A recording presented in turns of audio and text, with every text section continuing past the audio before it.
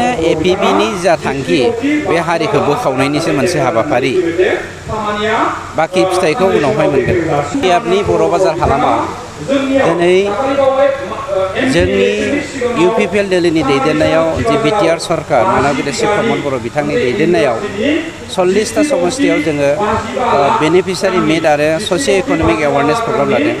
बे प्रग्रामाव कक्लाबारि हालामनि रायजो राजाफ्रा बेनिफिसियारिफोरा दोलै नोगोरै फैनानै 10,000निख्रुइबो बांसिन दिनै पार्टिसिपेट खालामनायखौ नुनानै जोङो खोब गोजोननाय मोन्दों आरो बेखायनो गोजोनदों जे दिनै प्रमद बर' बिथांनि दैदेननायावनो बिटिसिआव सान्ति गायसननो हादों आरो बिटिसिआव सान्तिनि दैदेनगिरि हिसाबै प्रमद बर'खौ गासैबो जाथि जनगोष्ठीया गनायनानै लादों, जायनि जाहोनाव दिनै बेनिफिसियारि हिसाबै मोनखांनायनि खुसिजों बयबो बाहागो लादों।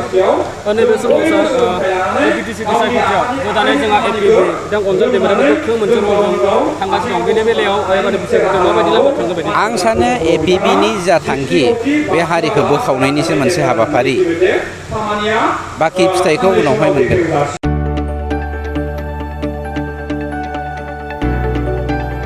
गोजोनथाव खौरां! बर'नि आंगोथार गोथाव ओंख्रि जानो मोजां मोनग्रा रायजो राजाफोरनि थाखाय गोजोनथाव खौरां।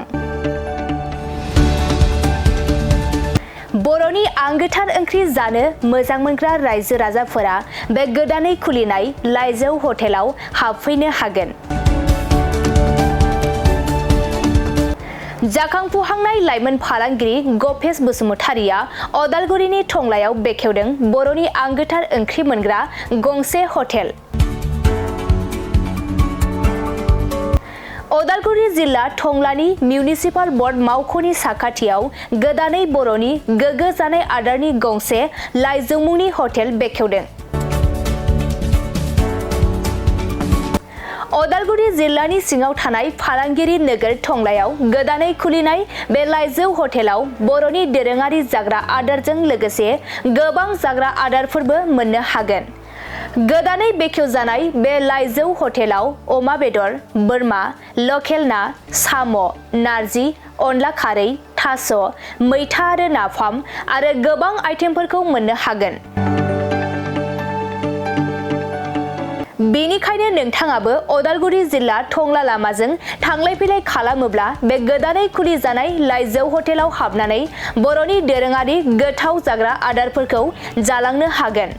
आरो नोंथाङा नैबे 9101758967 जानबुं नम्बरनि गेजेरजों खौरां लाहरनानै आबुङै मिथिना लानो हागोन।